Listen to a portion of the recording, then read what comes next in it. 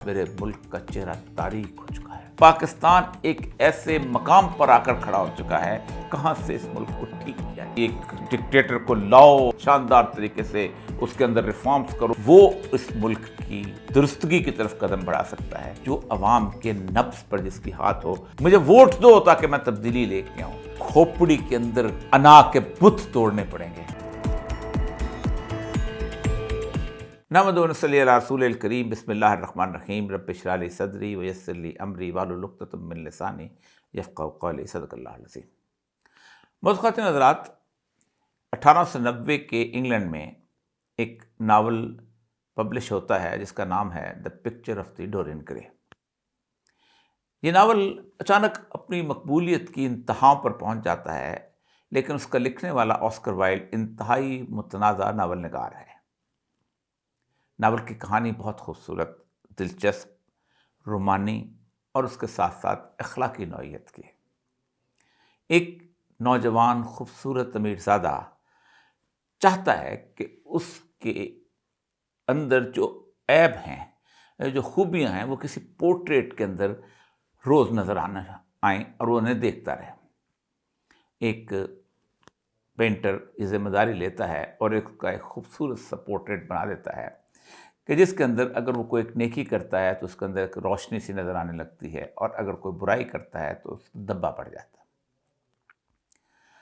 وہ شخص جو ہے وہ روز صبح اس تصویر کو دیکھتا ہے اور اپنی نورانیت کو دیکھ کے خوش ہوتا ہے، اور یوں وہ اپنے آپ پر یہ گمان کرنے لگتا ہے کہ وہ اب برائیوں سے پاک ہو چکا ہے، اس لیے وہ کہیں بھی جائے گا وہاں پر اس کی زندگی بہت مزے سے گزرے گی اور وہ برائیوں سے دور رہے گا۔ وہ لندن چلا جاتا ہے، ایک بڑے شہر کی رونقوں میں گم ہوتا ہے۔ شیکسپیئر کے ڈراموں کی ایک ہیروئن کے ساتھ اس کا عشق ہو جاتا ہے۔ اس عشق کے اندر وہ بے شمار ایسی چیزیں کرتا ہے، اس میں گرفتار ہو کے کچھ جرائم کی دنیا کے اندر ایک ایسا نام بن جاتا ہے کہ جس کے پیچھے لوگ سمجھتے ہیں کہ شاید شیطان اس کے اندر گھسا ہوا ہے۔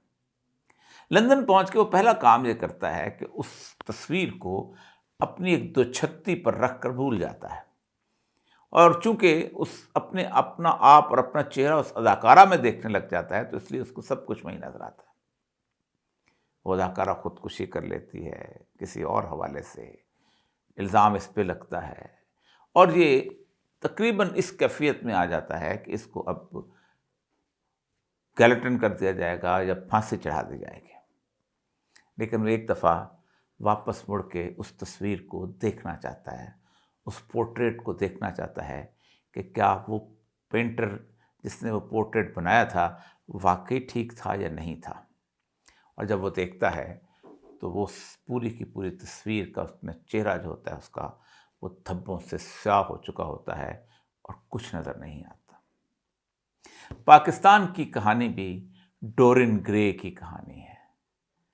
75 سال سے ہر شخص نے اپنے جرم کی سیاہی میرے ملک کے منہ پہ ملی، اور آج میرے ملک کا چہرہ تاریک ہو چکا ہے، اور اس میں ڈھونڈنا مشکل ہو چکا ہے کہ ہم اس چہرے کو صاف کیسے کریں۔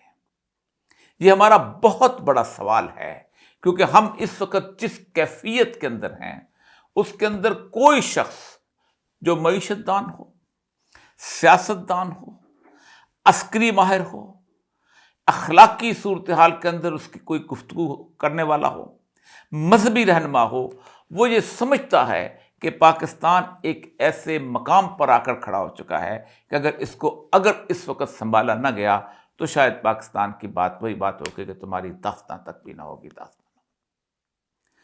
کوئی بھی ملک اپنے تمام تر اداروں کی بنیاد کے اوپر زندہ رہا کرتا ہے۔ شخصیات چلے جاتی ہیں لیکن ادارے اس ملک کو زندہ رکھتے ہیں، اور وہ ادارے ہوتے ہیں کہ جو تاریخ متعین کرتے ہیں۔ دنیا کی کسی بھی قوم کو اٹھا کے دیکھ لیجئے گا، اس قوم میں ضروری نہیں کہ بادشاہ ہو تو وہی آگے بڑھتا ہے اور وہی جا کے انصاف قائم کرتا، نہیں، اس ملک کے اندر اس کے ادارے، اس کے لوگ جو ایک ادارہ بناتے ہیں وہ اس کو قائم رکھتے ہیں۔ دنیا کا سب سے قدیم ترین بیوروکریسی کا نظام جو ہے وہ مینڈرنس کا نظام ہے، کہ جو چینیوں نے 3000 سال قبل مسیح قائم کیا تھا۔ اور چین کا معاشرہ، خواہ وہ منگ ڈائنسٹی کا معاشرہ ہو، کسی اور جگہ کا معاشرہ ہو، ایک متحرک اور شاندار معاشرے کے طور پہ رہا ہے۔ برصغیر پاک و ہند کا معاشرہ، خواہ وہ چھوٹی چھوٹی ریاستوں کا معاشرہ تھا یا مغلوں کا امپائر، 97% اس وقت ان کا شرح خواندگی لٹریسی ریٹ تھا جب انگریز یہاں پر آیا تھا۔ یہی صورتحال جو ہے آپ کو مصر کے معاشرے کے اندر باقی جگہوں پہ ملے گی۔ خود مسلمانوں کی ترقی جو ہے اس کے اندر اس کا سب سے اہم ترین بات اس کا نظام عدل تھا، جس کے اندر قاضی کے سامنے سیدنا عمر بھی پیش ہو سکتے تھے اور سیدنا علی بھی بلائے جا سکتے تھے۔ یہ وہ سارے کا سارا معاملہ تھا جس نے قوموں کو اکٹھے رکھا اور مجتمع کیا۔ پاکستان 14 اگست 1947 کو جب ہمیں میسر آیا اور اس سرزمین پر ہم انتہائی فرحاں و شاداں تھے کہ ہم تو وہ ملک ہیں جو پوری دنیا کے اندر ایک مثال ہے کہ 1000 میل کی دوری کے باوجود ہمارے دل آپس میں دھڑکتے ہیں، ہم کلمہ طیبہ کی بنیاد پر ایک لڑی میں پرے ہوئے ہیں۔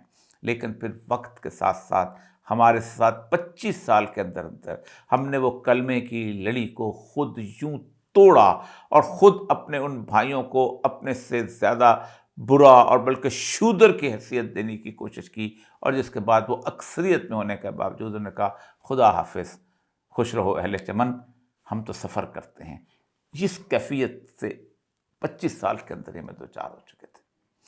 شروع سے لے کے اگر تک میں کہانی بیان نہیں کرنا چاہتا، لیکن پاکستان کے 3 بنیادی ادارے اس وقت ایسے ہیں کہ اگر اس وقت دنیا کا کوئی بڑے سے بڑا بھی مہذب ترین معاشرہ جو ہے وہ اس کے اوپر سوال اٹھا سکتا ہے کہ آپ کیا کر رہے ہیں۔ دنیا کا کوئی بڑے سے بڑا ایکسپرٹ اس کی کتاب کھول کے دیکھ لیں پاکستان کے بارے میں، اس کی کتاب کھول کے دیکھ لیں پاکستان کی معیشت کے بارے میں، سیاسیات کے بارے میں، اقتصادیات کے بارے میں، اس کے جوڈیشل سسٹم کے بارے میں، آپ کو سب سے پہلی بات تو کہے گا کہ اس ملک کی سمجھ نہیں آتی، خاص رابرٹ ویسٹ کے فکرے میں، کہ ویئر ٹو سٹارٹ، کہاں سے اس ملک کو ٹھیک کیا جائے۔ یہ وقت تاریخ متعین کرنے کا وقت آ چکا ہوا ہے، لیکن ہم اس وقت شاید ان اداروں کے اوپر بیٹھے ہوئے تمام لوگ صرف اپنی بقا کی جنگ لڑ رہے ہیں اور میرا ملک تباہ و برباد ہو رہا ہے۔ ٹھیک کیسے کیا جا سکتا ہے؟ میں گزشتہ تقریباً 3 سال سے، 4 سال سے، 6 سال سے، 10 سال سے خالصتاً اس بات کا رونا رو رہا ہوں کہ پاکستان کو ٹھیک کرنے کا راستہ کہاں ہے۔ آج سے 100 سال پہلے ایک اگر ملک ہوتا تو ہم بڑے آسانی سے کہہ سکتے تھے کہ جناب ایک دم زبردست قسم کی ایک ڈکٹیٹر کو لاؤ اور اس کو شاندار طریقے سے اس کے اندر ریفارمز کرو اور سب کچھ کرو، اور اس کے بعد ملک لوگ خوشحال ہو جائیں گے، تو اس کے بعد کسی طور پہ ان کا جو ہے رونا دھونا نہیں رہے گا اور بڑے آرام سے زندگی گزاریں گے۔ لیکن یہ تجربہ 1947 سے پہلے ہی ناکام ہونا شروع ہو چکا تھا۔ کیا پاکستان میں کوئی ادارہ انگریز سے زیادہ ترقی دے سکتا ہے؟ یہاں پر اتنی بڑی ریلوے لائن بنا سکتا ہے، اتنے بڑا اریگیشن سسٹم یہاں پر قائم کر سکتا ہے، اتنے بڑے سکولز، کالجز، اسپتال، جانوروں کے اسپتال، ویٹرنری اسپتال، لوکل باڈیز کا سسٹم، BBC سے 1920 میں آئے، 1926 میں کلکتہ ریڈیو آئے، کیا کیا کچھ قائم کیا، لیکن کیا انگریز اس ملک کو مستحکم کر سکا اپنے لیے؟ نہیں کر سکا۔ اس کی ایک بنیادی وجہ تھی کہ لوگوں کی اکثریت سمجھتی تھی کہ انگریز ہمارے مفاد میں نہیں، اپنے مفاد کے لیے سب کچھ کر رہا ہے۔ اسی لیے اس کو انٹرپریٹ کرتے تھے کہ جو ریلوے لائن بچھی ہے، جو چمن تک گئی ہے، یہ تو زار روس کو روکنے کے لیے گئی ہے۔ یہ جو فلاں جگہ چیزیں پہنچی ہیں، یہ تو بنیادی طور پر اپنے لوگوں کو آباد کرنے کے لیے، زمینیں دینے کے لیے انہوں نے یہ کالونی ڈسٹرکٹ بنائے ہیں، اور اپنے وہ لوگ جنہوں نے 1857 کی جنگ میں اس کا حصہ لیا تھا، ان کو زمینیں الاٹ کی ہیں، ان کو مربع الاٹ کیے ہیں، ان کو جائیدادیں الاٹ کی ہیں۔ کالجز کے بارے میں بھی ان کا یہی رویہ تھا کہ جس جگہ پر کالج انگریز چاہتا تھا، وہ اس کے وفادار لوگ تھے، وہاں اس نے کالج قائم کیا۔ مطلب پنجاب میں آپ کو کالج نظر آئیں گے، لیکن آپ کو سندھ میں سوائے سندھ مدرسۃ الاسلام کی نظر کچھ نہیں آئے گا، یونیورسٹی کوئی نظر نہیں آئے گی۔ اسی طرح اور بہت سارے لوگ گلے تھے، کیونکہ وہ عوام کے دلوں میں دھڑکتا نہیں تھا۔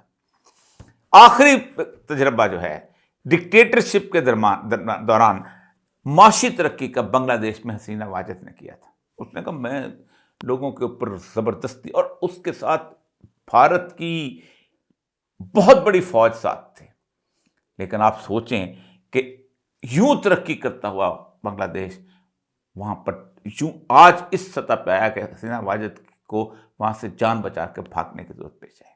اس لیے ایک بات یاد رکھیں کہ وہ اس ملک کی درستگی کی طرف قدم بڑھا سکتا ہے کہ جو عوام کے نبض پر جس کی ہاتھ ہو اور جس کو عوام پسند کرتے ہوں. 3 بنیادی ادارے ہیں جن میں آپ کو ریفارمز کی ضرورت ہے. میرے سامنے کارنیلیس رپورٹ ہے، یہ 1959 میں آئی تھی. یہ رپورٹ سول سروس کے بارے میں ہے.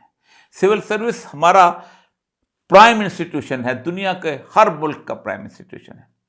میں کوریا کی مثال آپ کے سامنے دیتا ہوں کہ 24 سال میں 19 وزیر اعظم، کوئی اسٹیبلٹی نہیں، 120 ارب ڈالر کے قریب قرضہ.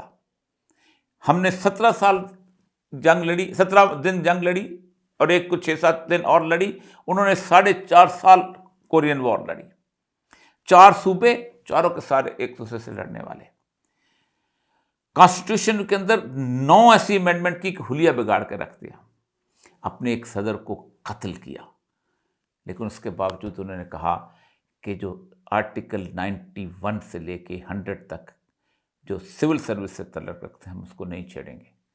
ہم ان میں کوئی پیپلز پارٹی کا، کوئی نون لیگ کا، کوئی کسی جرنیل کا، کوئی کسی اور کا چہیتا لے کے نہیں آئیں گے. ہم پوسٹنگ اور ٹرانسفر اس کی بنیاد پر نہیں کریں گے. ظاہر بات ہے ہوا یہ کہ 1960 میں وہ ہمارا لکھا ہوا پلان لے کے گئے تھے، اور آج صورتحال یہ ہے کہ اس سول سروس کی کنٹینیوٹی نے ان کو دنیا کی اس قوتوں میں شامل کر دیا ہے جہاں 25 سے 30% تک ملٹی نیشنل کمپنیز ہوتی ہیں. وجہ یہ اسٹیل فریم قائم رہا ایمانداری کی بنیاد پہ، اور یوں ہوا چلتی رہی سیاست کی، طاقت کی، قوت کی، فوج کی. اسٹیل فریم نے اس کو قائم رکھا، اور یہ بنیادی اسٹیل. دوسرا بڑا سیاسی بنیادی اسٹیل فریم ہوتا ہے، وہ ہوتی عدلیہ. پاکستان کی عدلیہ جو تھی یہ 1947 کے بعد ہی پولیٹیسائز ہونا شروع ہو گئی تھی، لیکن پھر بھی کسی نہ کسی حد تک وہ ایک اوپر کے لیول پر اس کا اوپر کا کنگرے گرے تھے، لیکن باقی جگہ قائم تھی. جسٹس منیر کے علاوہ آپ کو عدالتوں کے اندر کہیں نہ کہیں آپ کو پی ایل ڈیز اٹھا لیں، باقی چیزیں اٹھا لیں، رپورٹڈ ججمنٹ اٹھا لیں، آپ کو انصاف ملتا تھا. ہائی کورٹ میں آپ دروازہ کھٹکھا سکتے کہ انصاف ملتا ہے. ذوالفقار علی بھٹو کے زمانے میں کہ جب لوگوں کو پکڑ پکڑ کے جیلوں میں لے جایا جاتا تھا، آپ حیران ہوں گے کہ پنجاب کی ہائی کورٹ نے ایک فیصلہ کیا تھا کہ یہ ہم بیل دے رہے ہیں اور آئندہ آنے والوں کے لیے بھی بیل دیں گے تاکہ تم اس طرح کی ایٹراسٹیز نہ کر سکو، قانون کا مذاق نہ اڑا سکو. جسٹس کیانی یہیں پیدا ہوا تھا. جسٹس سمدانی جس نے بھٹو کی بیل لی یہیں پیدا ہوا تھا. کیانی نے ایوب خان کے سامنے کھڑے ہو کے کس طرح اس کو للکارا تھا. جسٹس کارنیلیس یہیں پر پیدا ہوا تھا. اس کے بارے میں جو پھر کارنیلیس کی جو جوڈیشل ریفارمز کے اوپر رپورٹ ہے وہ بھی دیکھنے والی ہے کہ ہم نے خود اس کو تباہ و برباد کیا.